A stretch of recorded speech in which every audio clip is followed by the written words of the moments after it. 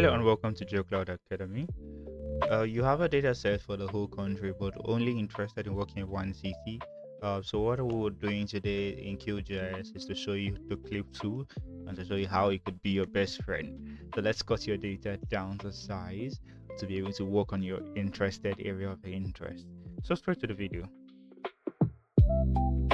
So we have a shapefile of Nigeria, for example, and we're interested in working with just one state. So what we'll first do is to go to our selection tool icon, select by feature. I'll just click on that and select the state of interest.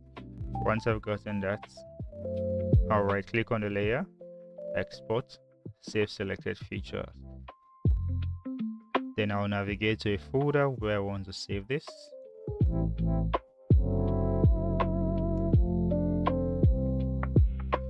Once I've gotten that, save. I can as well always change from shapefile to KML or GeoPackage depending on what I'm working on. Once I've gotten that, just OK, and my shapefile is saved. That's a quick method. But what if I have an extra layer with multiple layers and it's not going to be that easy to have to start selecting one by one to be able to clip what I want to work? So I have my area of interest which I just able to clip out.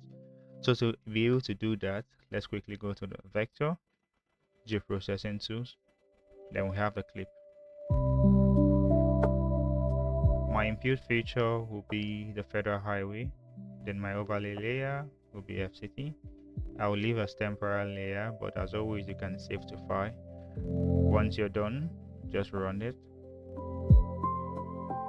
If I uncheck this other one, we have our shapefile. So quickly, what mapping topics would you like us to cover next? Let us know in the comment below.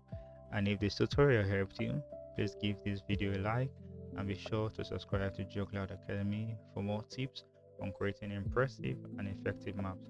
Thanks for watching and happy new mapping.